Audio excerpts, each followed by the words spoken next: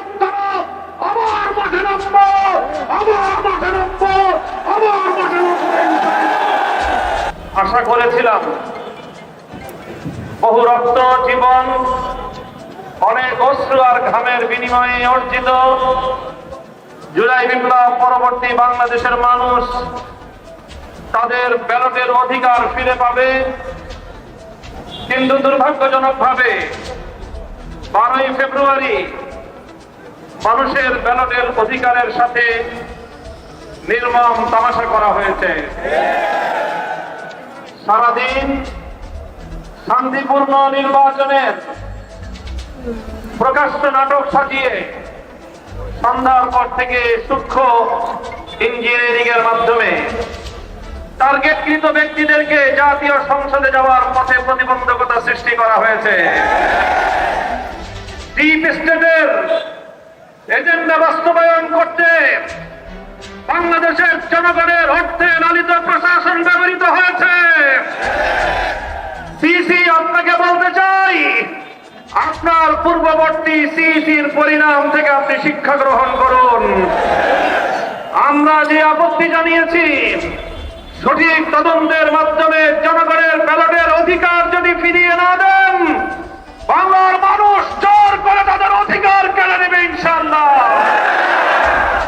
আপনাদের এই প্রহসনের প্রতিবাদ করার পর গোটা বাংলাদেশ জুড়ে আমাদের 11 দলীয় নির্বাচনী ঐক্যের নেতা কর্মী সমর্থকদের উপর যেই পৈশাচিকতা চালানো হচ্ছে, আমাদের বোনদেরকে ধর্ষণ করা হয়েছে, আমাদের মা বোনদের শ্লীলতাহানি শুধু নয়, তাদেরকে শারীরিকভাবে লাঞ্ছিত করা হয়েছে, আমাদের বাড়ি ঘরে অগ্নিসংযোগ করে বাংলাদেশে আবার নতুন করে ফ্যাসিবাদ ফিরিয়ে আনবার পায়তারা চালানো হচ্ছে।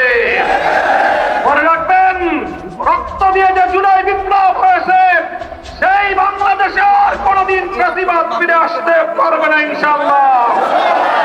পুরনো ফ্যাসিবাদীদের সাথে সখ্যতা করে বাংলাদেশের রাজনীতিতে যদি তাদেরকে আপনারা প্রবেশ করবার সুযোগ তৈরি করে দিতে চান, যেই পথ ফ্যাসিবাদকে ফিরে আসার জন্য তৈরি করবেন, সেই পথ দিয়ে আপনাদেরকে দিল্লিতে বিতাড়িত করা হবে।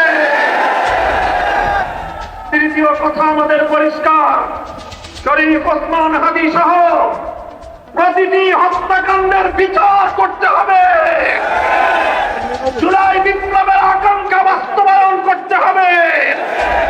জুলাই স্প্রিট থেকে যদি এক চুল পরিমাণ বাংলাদেশকে বিচ্যুত করার ষড়যন্ত্র করা হয়, জুলাই যোদ্ধারা আবার মাঠে নামবো, আবার মাঠে নামবো, আবার মাঠে নামবো। সকলকে ঐক্য এবং সংহত মজবুত করার, আগামী দিনে দেশের মানুষের হাত এবং ভোটের ন্যায্য অধিকার বাস্তবায়নের লক্ষ্যে চলমান এই সংগ্রামকে মজবুত এবং সংহত রাখার আহ্বান জানাই। নাসরুম মিনাল্লাহি ওয়া ফাতহুন করিম।